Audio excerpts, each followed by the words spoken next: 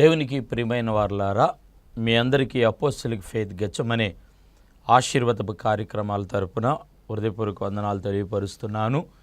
మీరు ఈ వర్తమానాలు విని ఎంతో బలపడి ప్రోత్సహింపబడుతూ ఉన్నారు. మీ ఫోన్ కాళ్ళ ద్వారా మేమెంతో సంతోషపడుతూ ఉన్నాము. మరి ఈ వర్తమానాలు మీకు ఆశీర్వాదకరంగా ఉండాలని మేము ప్రార్థన చేసి మీ ముందు ఈ వర్తమానాలు పంచుకుంటూ ఉన్నాం. ఈ అపోస్తలిక్ ఫెయిత్ గెచ్చమనే ఈ కార్యక్రమాలు ఆశీర్వాదపు దీవెన కార్యక్రమాలు. మరి మీరందరూ కూడా మా కొరకు ప్రార్థన చేస్తూ ఉన్నారు. ఈ దినము దేవుని వాక్యాన్ని ధ్యానించుకోవటానికి ముందు మరొకసారి మీ ముందు ఒక ప్రకటనను నేను తెలియపరచాలనుకుంటున్నాను. ప్రతి మాసములో మొదటి మంగళవారము బలరాం కాలనీ వృద్ధుల ఆశ్రమం మందు మరి కుటుంబ ఆశీర్వాదపు కూడిక నెలలో ఒకే ఒక పర్యాయము మొదటి మంగళవారం జరుగుతుంది. ఈ యొక్క కూడిక అనేక మంది కుటుంబ సమేతంగా వచ్చి వారు దీవించబడి ప్రోత్సహింపబడి వారి కష్టాల్లో విడుదల కలిగి వారు వెళుతూ ఉన్నారు. మీకు మంచి అవకాశాన్ని ప్రభు అయిన యేసుక్రీస్తు వారు ఉచితముగా అనుగ్రహిస్తూ ఉన్నాడు. మీరు ఏ సమస్యల్లో ఉన్నారో, ఏ బాధల్లో ఉన్నారో, ఎలాంటి ఇరుకు ఇబ్బందుల్లో మీరు నలిగిపోతున్నారు, ఆర్థికంగా సమస్యల వలయంలో మరి చిక్కుకున్న వారికి మంచి అవకాశాన్ని ప్రభు అయిన యేసుక్రీస్తు వారు మరి మినిస్ట్రీ తరపున అవకాశం అనుగ్రహిస్తూ ఉన్నారు. మరి మీరు వచ్చి ఈ కూటాలకు దీవెన పొందాలని మరి ఎంతో కోరుకుంటూ ఉన్నాం. దేవుని వాక్యాన్ని ఈ దినం మనము ధ్యానించుకుందాం. మీరే స్థలంలో ఉన్నారు, టీవీ ముందు ఈ వర్తమానాన్ని విశ్వాసంగా ప్రియులారా మీ హృదయాలను నిరీక్షించి మీరు అంగీకరించవలసిందిగా నేను భావిస్తూ ఉన్నాను. దేవుని వాక్యములో నుండి ద్వితోపదేశకాండము 34వ అధ్యాయములో 7వ వచనము. మోషే చనిపోయినప్పుడు 120 సంవత్సరముల ఈడు గలవాడు, అతనికి దృష్టి మాంద్యము లేదు, అతనికి ఉన్న శక్తి సత్తువ తగ్గలేదు. ఈ దినము నేను మీతో పంచుకునే వర్తమానం ప్రియులారా మరి మోషేని గూర్చి మీతో నేను మరి దినము వాక్యాన్ని పంచుకోవాలని ఆశపడుతున్నాను. మీరున్న చోట ఒక నిమిషము మీరు మ్రోకరించినట్లయితే ప్రార్థన చేసుకుందాం. ప్రేమ కలిగిన మా ఘనతండ్రి, మీకు వందనాలు, స్తోత్రాలు. ఈ దినం ప్రభా ద్వితోపదేశకాండం 34వ అధ్యాయము 7వ వాక్య భాగం ప్రభా దైవజనుడైన మోషేని గూర్చి ప్రభా మేము నా తండ్రి వాక్యాన్ని నేర్చుకుంటుండగా, నేను బోధిస్తుండగా నీ ప్రజలకు నీ బిడ్డలకు ప్రభా మీరు విరిచి వడ్డీయండి. ఏ దాహముతో, ఏ అవసరతతో, ఏ అక్కరలో ప్రభా ఈ కార్యక్రమాన్ని ముందు కూర్చొని నీ బిడ్డలు నా తండ్రి చూసి విశ్వాసం ఉంచుతున్నారు. ఈ వర్తమానం ద్వారా విడుదలిచ్చి మీరు నడిపి ప్రభువా నన్ను కూడా మీ సెలవు చాటును మరుగుపరచమని యేసు నామమున ప్రార్థించి అడిగి పొందుకొని ఉన్నాము తండ్రి, ఆమెన్. ప్రియులారా, వాక్య భాగంలో ఇక్కడ దైవజనుడైన మోషేని గూర్చి మనం చూస్తూ ఉన్నాం. మోషే అనగానే ఇశ్రాయేలు ప్రజల నాయకుడిగా ఓ ముంగుర్తును మనం జ్ఞాపకంలో తెచ్చుకుంటూ ఉంటాం. ఇశ్రాయేలీలు ఐగుప్తు దేశంలో బానిసలుగా ఉన్నప్పుడు దేవుడు మోషేనే ఓ ప్రవక్తగా, ఓ నాయకుడిగా, ఒక దైవ సేవకుడిగా ఏర్పాటు చేసుకొని ఐగుప్తులో ఉన్న తన ప్రజల యొక్క సమస్యల నుండి వారిని విడిపీయటానికి ఎన్నుకున్న నాయకుడిగా మనం చూస్తాం. మోషే అనగానే అనేక కార్యక్రమాల్లో, సండే స్కూల్లో లేక టీవీ 10 కమాండ్మెంట్స్ సినిమాల్లో ఇలాంటి కార్యక్రమాల్లో ఎన్నిటినో మనం మోషేని గూర్చి చూసి ఉంటాం, విని ఉంటాం. అనేక మంది దైవజనులు ప్రియులారా మరి అనుభవజ్ఞులు బోధించగా మోషేని గూర్చి మనం విని ఉంటాము. మోషేని గూర్చి అనేక సందర్భాల్లో చిన్న వయసు నుండి క్రైస్తవ కుటుంబాలైతే మరి అనేక కార్యక్రమాల్లో మోషేని గూర్చి తెలియని వారు ఎవరు కూడా ఉండరు. అయితే మోషేని గూర్చి 34వ అధ్యాయం 7వ వచనంలో ఇక్కడ ముగింపులో చెప్పబడుతుంది. ఇశ్రాయేలు ప్రజల్ని తాను తన ప్రణాళిక చొప్పున, దేవుని ప్రణాళిక చొప్పున మరి వారిని ఐగుప్తులో నుండి కానాను పాలు తేనెలు ప్రవహించే దేశానికి నడిపించిన తదంతరం ప్రియులారా దేవుడు అక్కడ మాట్లాడుతున్న విషయం ఏమిటంటే 7వ వచనంలో రాయబడుతుంది కదా, మోషే చనిపోయేటప్పుడు అతనికి 120 సంవత్సరాలు వయసు అని మనం చూస్తూ ఉన్నాం. దీనికన్నా ఎక్కువ సంవత్సరాలు బ్రతికిన మన పితరులను బైబిల్లో మనం చూస్తాం ప్రియులారా. ఇక్కడ 120 సంవత్సరాలని ఎందుకు చెప్పబడినది? ఆ తర్వాత ప్రియులారా అతనికి దృష్టి తగ్గలేదు, అతనికి ప్రియులారా శరీరములో ఉన్న శక్తి సత్తువ తగ్గలేదని వాక్యంలో మనం చూస్తూ వస్తాం. అయితే మోషేని గూర్చి ప్రియులారా మనం బైబిల్ గ్రంథంలో మనం ధ్యానించినప్పుడు ఎబ్రీ గ్రంథకర్త తన యొక్క లేఖనాల్లో ఎబ్రీ పత్రిక 3వ అధ్యాయము 2వ వచనంలో ఏమంటాడంటే, మోషే నా ఇల్లంతటిలో నమ్మకమైన వాడు. బైబిల్లో ప్రియులారా, మోషేని గూర్చి మనం చూసుకుంటూ వెళ్ళినట్లయితే చాలా ఆశీర్వాదాలను గూర్చి మనం చూస్తాం. ఈ అపోస్తలిక్ ఫెయిత్ గెత్సెమనే ఆశీర్వాదపు కార్యక్రమాల్లో మోషేలో నుండి కూడా ప్రియులారా ఎలాంటి ఆశీర్వాదాలు దేవుడు మనకు ముంగుర్తుగా ఉంచాడో ఈ దినం మనము నేర్చుకోబోతూ ఉన్నాం. మోషేకున్న అనుభవాలు, మోషేకున్న భక్తి తాత్పర్యం ప్రియులారా మీ జీవితాల్లో కూడా మీరు కలిగి ఉన్నట్లయితే, మోషేని ప్రియులారా దీవించినట్లుగా నన్ను కూడా ఈ కార్యక్రమం ద్వారా దేవుడు దీవించటానికి ఆయన ఇష్టపడుతూ ఉన్నాడు. ఇలాగ మనం చూస్తే ప్రియులారా, అతడు 120 సంవత్సరాలు మరి బ్రతికాడు, ఈడుగలవాడు. అదేవిధంగా అతనికి చూపు తగ్గలేదు, అతనికి శక్తి తగ్గిపోలేదు. ఇలాగనే మనం చూస్తే అతడు నా ఇల్లు అంతటిలో కూడా నమ్మకమైన వాడు. ఈ దినము మన ధ్యాన అంశము ఏమై ఉన్నదంటే, మోషే దేవునికి నమ్మకస్తుడు. నా ప్రియ సహోదరి సహోదరులారా, దేవుడు మన నుండి కోరుకునేది ఏమై ఉన్నదంటే, దైవ సన్నిధిలో, దేవుని ప్రణాళికలో, దేవుని చిత్తములో మనం నమ్మకంగా మనం కొనసాగాలి.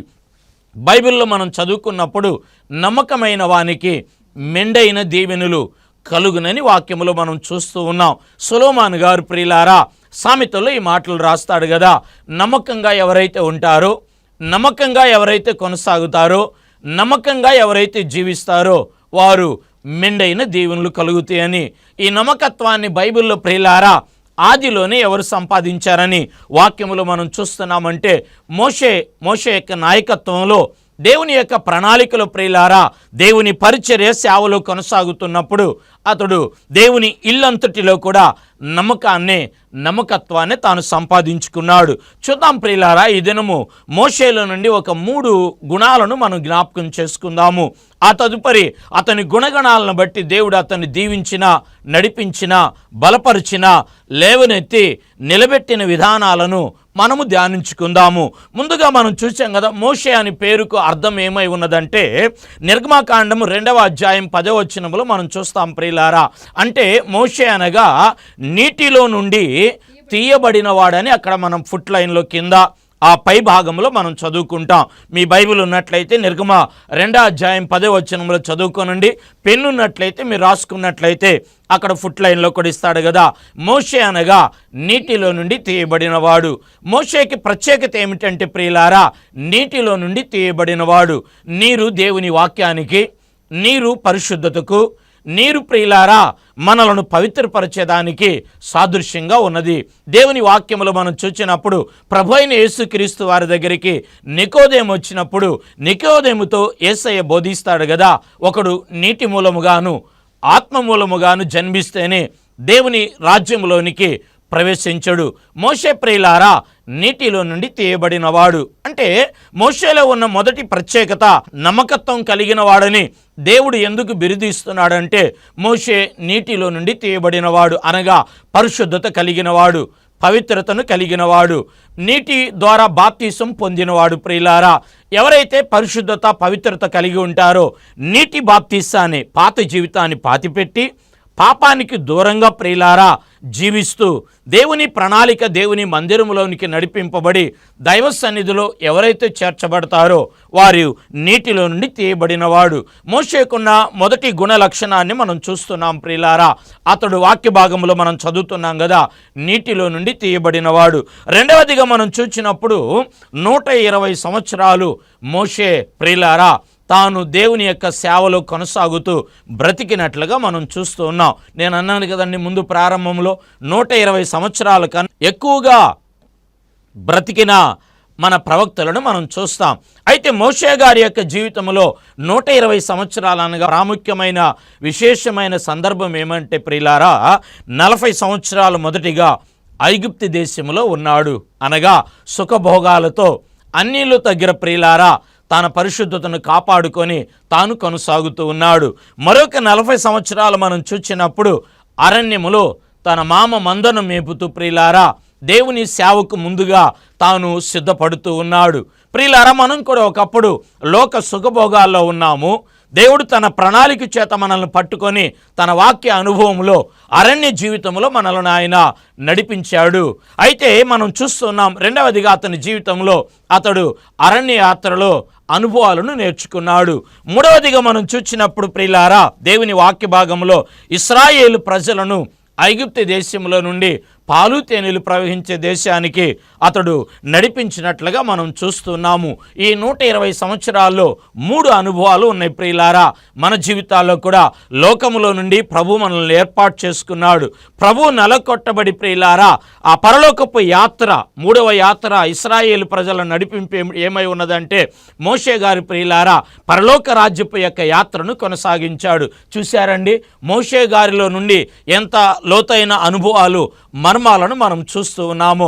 మానవ జీవితంలో నైతికంగా మనం ఆలోచించినట్లయితే ప్రియులారా, ఆధ్యాత్మికంగా మనం గురి కలిగి ఉన్నట్లయితే చూశారండి, అతనికున్న 120 సంవత్సరాల్లో 3 అనుభవాలను మనం చూస్తూ ఉన్నాం.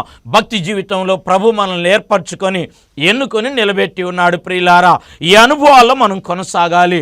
మూడవదిగా మనం చూసినప్పుడు ప్రియులారా ద్వితోపదేశకాండం 33వ అధ్యాయం 1వ వచనంలో రాయబడుతున్న మాట ఏమై ఉన్నదంటే దైవజనుడు అని రాయబడుతుందండి. మోషే అని దైవజనుడిగా గుర్తించి దైవజనుడైన మోషే అని అక్కడ పిలువబడుతుంది. దేవునికి స్తోత్రం, హల్లెలూయా, ఆమేన్, హల్లెలూయా. అనగా ఏమై ఉన్నదంటే బైబిల్లో సుమారుగా 5 సందర్భాల్లో మోషే గారిని గురించి దైవజనుడని అక్కడ లిఖింపబడుతుంది. అంటే ప్రియులారా ఈ మోషే గారు దేవుని యొక్క ప్రణాళికలో దైవజనుడిగా అతడు రూపురేఖలను అతడు దిద్దుకున్నాడు. మోషేలో దైవ సేవకుడుగా గుణలక్షణాలే కాదు కానీ భక్తి జీవితంలో విశ్వాసులమైన మన జీవితాల ప్రియులారా నేర్చుకునే విషయాలు చాలా ఉన్నాయి. చూశారండి, మోషే నమ్మకమైన వాడు. మనం చూస్తే ప్రియులారా మోషే మన ప్రభు అయిన యేసుక్రీస్తు వారికి ముంగుర్తుగా ఉన్నాడు. దీనిని లూకా గారు ప్రియులారా అపోస్తల కార్యములో అపోస్తల యొక్క బోధలోను, అపోస్తల యొక్క సహవాసములోను, అపోస్తల యొక్క ప్రియులారా రొట్టె విరవటములోను, అపోస్తల యొక్క సేవా యాత్రలో దీన్ని జ్ఞాపకం చేస్తాడు. అపోస్తల కార్యము 3వ అధ్యాయము 22వ వాక్య భాగంలో మనం చదువుకున్నప్పుడు మోషే ఇట్లా నేను ప్రభు అయిన దేవుడు నా ఇంటి ఒక ప్రవక్తను మీ సహోదరుల నుండి మీ కొరకు పుట్టించును. స్తోత్రం, హల్లెలూయా. చూశారండి, ఇక్కడ ప్రభు అయిన యేసుక్రీస్తు వారికి మరి మోషే గారు ముంగుర్తుగా మనకు కనబడుతున్నాడు. ఇక్కడ ఈ ప్రవచనం ప్రియులారా ముందుగా మరి ఈ అపోస్తల కార్యములో చెప్పబడుతుంది.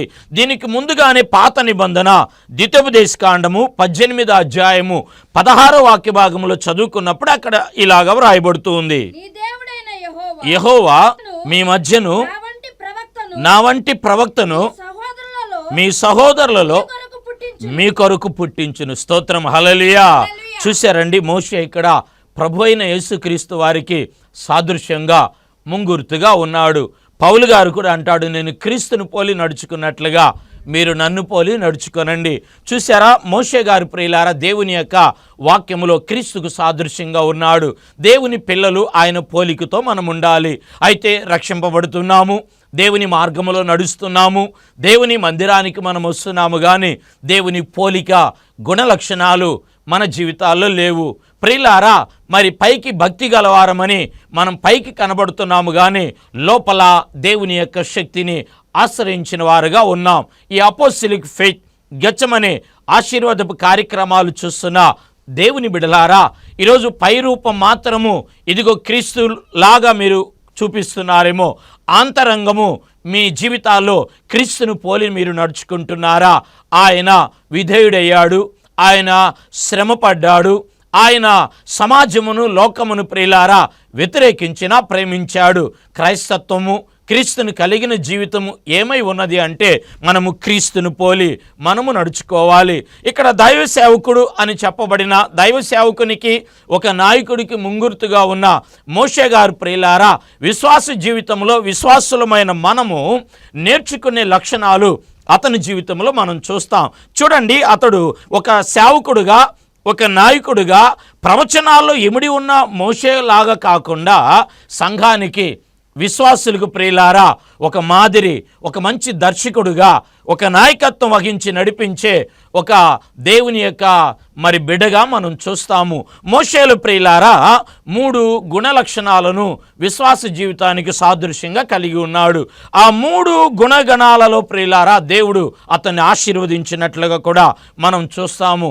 నెంబర్ 1, మొట్టమొదటిగా మనం చూచినప్పుడు నిర్గమాకాండము 3వ అధ్యాయము 3వ వచనములో ఇలాగ వ్రాయబడుతుంది ప్రియులారా, అప్పుడు మోషే ఆ పొద ఏలా కాలిపోలేదు, నేను ఆ తట్టు వెళ్ళి ఈ గొప్ప వింతను చూచెదననుకొనెను. స్తోత్రం, హల్లెలూయా, ఆమేన్, హల్లెలూయా. దేవుడు పిలిచినప్పుడు ఆ మండుచున్న పొదలో నుండి మోషేని పిలిచాడు ప్రియులారా. చూడండి, ఇక్కడ విశ్వాసి నేర్చుకోవాల్సింది మోషే గారి దగ్గర మొదటి అనుభవం ఏమై ఉన్నదంటే, ఆ పొద ప్రియులారా కాలిపోతున్నప్పుడు ఆ పొదలో నుండి దేవుని స్వరం వినపడుతుంది. పచ్చటి పొద అక్కడ గుబురుగా ఉన్నది, అది మంటలు మండుతున్నది.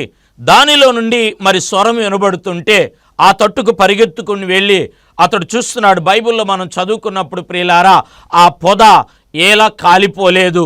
మోషేని పిలిచినప్పటి నుండి ఆ పొద మండుతుంది అగ్ని చేత, కానీ ప్రియులారా ఆ పొద పచ్చగానే ఉన్నది, అది కాలిపోలేదు. ఏంటి ఈ వింత? ఏంటి ఇక్కడ ఆశ్చర్యము? ఏంటి ఇక్కడ జరుగుతున్న దైవికమైన ప్రణాళికలాగా ఉన్నదని తన పాదాల్లో ఉన్న చెప్పులను విడిచి దేవుడు విడవమనగానే ఆ తట్టుకు వెళ్ళి అతడు చూచాడు. అనగా మోషేలు ప్రియులారా మొదటిగా ఇక్కడ మనం నేర్చుకోవాల్సింది ఏమిటంటే, మోషేలో వివేచన ఉన్నది, వివేకము కలిగి ఉన్నాడు. వివేచన కావాలి విశ్వాస జీవితంలో, భక్తి జీవితంలో ప్రియులారా. కుటుంబాన్ని నడిపియాలన్నా, ఉద్యోగములో అభివృద్ధిపరచబడాలన్నా, మన జీవితాల్లో అనుకున్న కార్యాలు నెరవేర్చబడాలి అన్నా మనకేమి కావాలి అంటే మనకు వివేచన కావాలి. చాలామందికి ఈ రోజుల్లో వివేచన లేదు ప్రియులారా.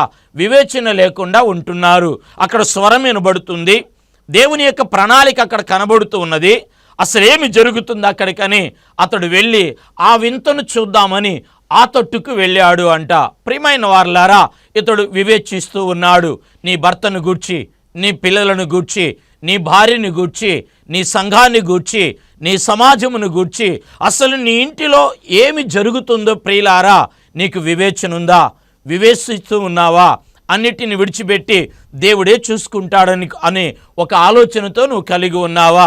భక్తిలో, విశ్వాస జీవితంలో ప్రియులారా మనం పరలోక రాజ్యానికి చేరాలి, మన పరిశుద్ధతను మనం కాపాడుకోవాలి అంటే మనకేమి కావాలంటే వివేచన కావాలి. ప్రతి విషయంలో కూడా మనం వివేచించుకోవాలి, వివేకాన్ని కలిగి ఉండాలి ప్రియులారా. బైబిల్ అంటుంది కదా దేవుని వాక్యములో ప్రియులారా, వివేచన లేకపోతే దేవుని కార్యాన్ని మనం పొందుకోలేం. ఇతడు వివేచించాడు, అక్కడికి వెళ్ళాడు, అది దేవుని స్వరమని తెలుసుకున్నాడు, అక్కడ పరిశుద్ధాత్మ అభిషేకం ఉన్నదని తెలుసుకున్నాడు. ఇక్కడ దేవుని ప్రణాళిక, ఈ మందను మేపుతున్నప్పుడు దేవుడు నాకు బయలుపరచబోతున్నాడు, నాకు ఒక పనిని అప్పగించబోతున్నాడని వెళ్ళి అతడు నేర్చుకున్నట్లుగా మనము చూస్తూ ఉన్నాం. నా ప్రియ సహోదరి సహోదరుడా, దేవుడు నీకు సేవను అప్పగించాడు, కుటుంబాన్ని అప్పగించాడు, వ్యాపారాన్ని అప్పగించాడు. ఇదిగో నీ జీవితంలో ఎంతో ఉన్నతమైన ప్రణాళికను అప్పగించాడు. వాటినన్నిటిని నువ్వు కోల్పోయావు, వాటినన్నిటిని పోగొట్టుకొని నిరాశగా నిలబడ్డావా అంటే నీవు వివేచన కలిగి లేవు. వివేచన మనకు అవసరమై ఉన్నది. బైబిల్లో మనం చూచినప్పుడు సామెతల గ్రంథం 19వ అధ్యాయము 8వ వాక్య భాగంలో రాయబడినప్పుడు ప్రియులారా, బుద్ధి సంపాదించుకొనువాడు తన ప్రాణమునకు ఉపకారి, వివేచనను లక్ష్యము చేయువాడు మేలు పొందును. స్తోత్రం, హల్లెలూయా. చూశారండి, ఇక్కడ మోషే గారికి మొదటిగా అతనికి విశ్వాస జీవితంలో మనం నేర్చుకోవాల్సింది ఏమిటంటే వివేచన కలిగి ఉన్నాడు. సొలొమోను గారు కూడా ఇక్కడ అంటున్నాడు, దేవుని వాక్యములు ఏమంటున్నాడంటే వివేచన కలిగి ఉన్నప్పుడు మేలు జరుగును. ఇదిగో నీ వ్యాపారంలో వివేచన కలిగి ఉండు, ఇదిగో నీ జీవితంలో, నీ కుటుంబ పరిపాలనలో వివేచన కలిగి ఉండు.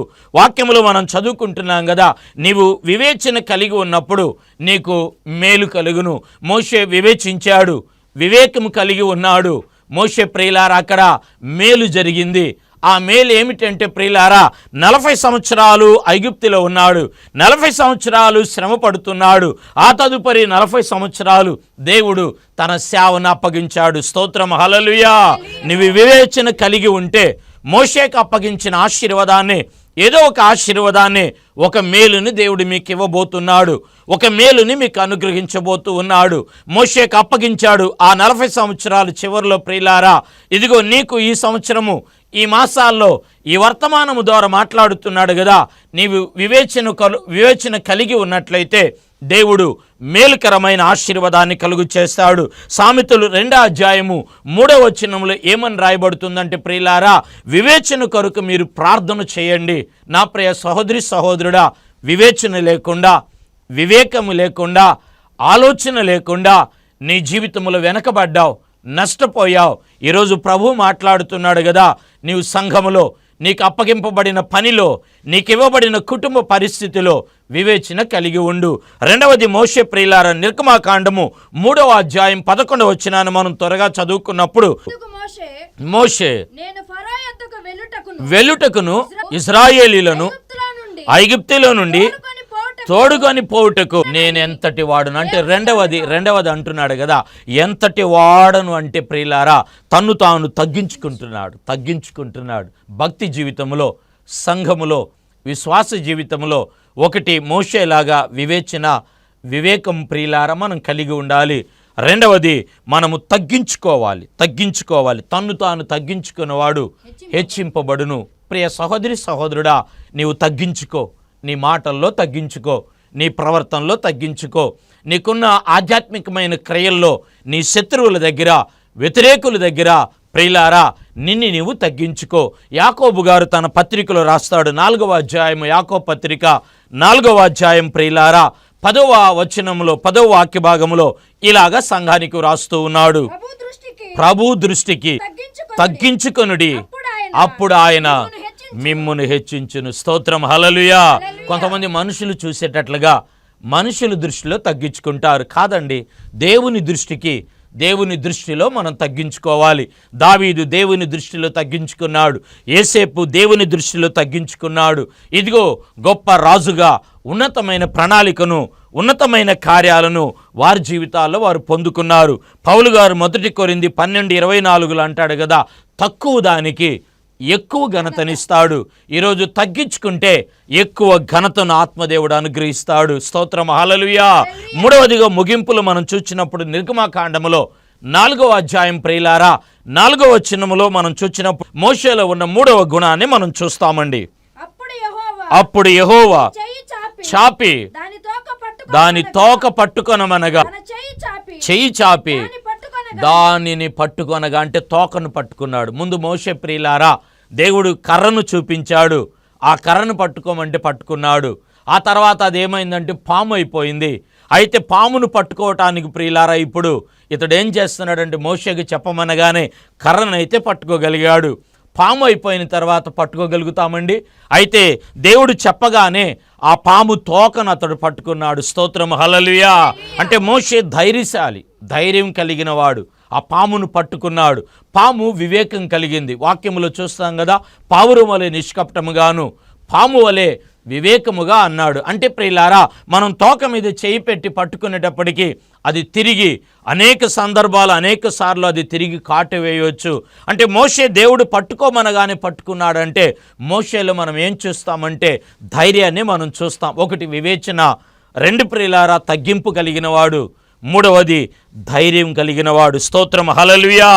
రోమా 8:31 రాయబడుతున్న మాట ఏమై ఉన్నదంటే దేవుడు మన పక్షమునుండగా మనకు విరోధి ఎవడు అనగా వాక్యం ఏమని సెలవీయబడుతుందంటే ప్రియులారా దేవుడు మన పక్షమునున్నాడని మోషే గుర్తించగలిగాడు. నీ జీవితంలో కూడా నువ్వు గుర్తించినట్లయితే మోషే ప్రియులారా ధైర్యాన్ని ఇదిగో నీ జీవితంలో నువ్వు కలిగి ఉన్నప్పుడు దేవుడు ప్రియులారా ఈ 3 ఆశీర్వాదాల్లో నిన్ను నన్ను కూడా ఆయన నింపి నడిపించేవాడై ఉన్నాడు. ఏ స్థలములో ఎక్కడ నుండి వాక్యాన్ని వింటూ ఉన్నారో ఈరోజు ఈ వాక్యానుసారంగా మీ జీవితాల్లో అనువదించుకున్నట్లయితే మోషేని బలపరిచి ఆశీర్వదించి వాడుకున్న దేవుడు మిమ్మల్ని కూడా బలపరిచి ఆయన ఆశీర్వదించి వాడుకుంటాడు. ప్రార్థన చేసుకుందా. మీ నిమిత్తం నేను ప్రార్థన చేయబోతున్నాను. పరిశుద్ధుడా, ప్రేమ స్వరూపి, మీకు వందనాలు. కృపగలిగిన మా రక్షక స్తోత్రాలు. మోషే జీవితంలో కలిగి ఉన్న అనుభవాలను మా జీవితాల్లో కూడా మీరు అనుగ్రహించండి ప్రభువా. మోషేని ఆశీర్వదించి బలపరచినట్లుగా నీ ప్రియుల్ని మీరు ఆశీర్వదించి బలపరచయ్యా. ఈ వర్తమానం, ఈ కార్యక్రమం ప్రభువా ప్రజలకి, టీవీ ముందు కూర్చున్న వారికి ఆశీర్వాదకరంగా నడిపించి మేలులతో నింపమని యేసు నామమున అడిగి పొందుకొని ఉన్నాము తండ్రి. ఆమేన్. God bless you. దేవుడు మిమ్మల్ని దీవించును గాక.